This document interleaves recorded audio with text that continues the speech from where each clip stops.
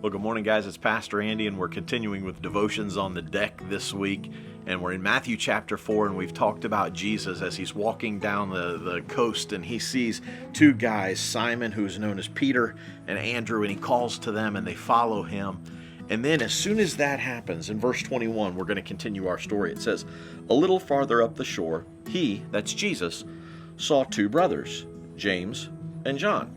So he's already seen two other brothers, Peter and Andrew, and he called to them and they followed him. They left their jobs and they followed Jesus. And now he sees two other brothers, James and John. And what happens here? They're sitting in a boat with their father Zebedee repairing their nets, so they're fishermen as well. And he, that's Jesus, called to them too. They immediately followed him, leaving the boat and their father behind. I know yesterday we talked about sometimes God can call us to walk away from our job to follow him, or whatever it is, whether it's full-time ministry or maybe it's just serving him in the job that we have, because all of us are full-time Christians. That means whoever pays our paycheck, whether it's a church, whether it's a bank, whether it's the UPS, whether it's the postal service, whether it's the power company, whoever pays our check, it doesn't matter. We're still full-time Christians. Now here we've got something a little bit different. Now we see James and John, who are fishermen as well, earning their living the same way Peter and Andrew did. But now we see these two guys sitting with their dad in this family business, mending their nets. They've just finished fishing. They're there putting everything away. And Jesus walks up and says, "Follow me." And what did they do?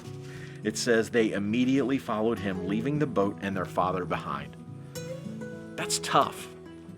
You know, when I served in Kentucky for quite a long time with my dad, and when God called me to take the next step and to walk away from there, to go further and to pastor, so I needed to go someplace that he was calling me to go. That was tough, walking away from my family, leaving my family. That was hard. We've been there for a long time. And then we ended up in Rhode Island with my wife's family, and we're serving at a large ministry there. And then when God called us here to Kansas City, we had to pack a U-Haul up and follow God across the country to a place we didn't know, to people we didn't know. Kind of feels a little bit like the story of Abraham and Sarah going without knowing. Just follow me and I'll tell you where you're going. At least we knew where we were going to end up here in Kansas City, but 4 days of driving in a U-Haul I was starting to wonder if we were ever going to get here. But here we've got these two men walking away from not just their livelihood, but walking away from their family. Now, they weren't walking away in a bad way of, well, we're not going to serve, we're not going to work with Dad anymore, we hate him, we're turning our back on him. No. This was, God was calling them to follow him, to take the next step, to go to full-time ministry. And that meant walking away from the family business. But their love for God was so much that they knew it was the right thing to do. And what did they do? They obeyed immediately. I asked you the question yesterday about what is it that God is calling you to do? And I kind of want to hit that a little bit again today. Is God calling you to take the next step? Is God calling you to go a little bit further in what you're doing for him? Whether that's in sharing your faith, whether that's serving him in church, maybe it is full-time ministry. Maybe God's calling you to go to another country and to reach people for him as a missionary. I don't know. Maybe he's calling you to step up a little bit more and to give.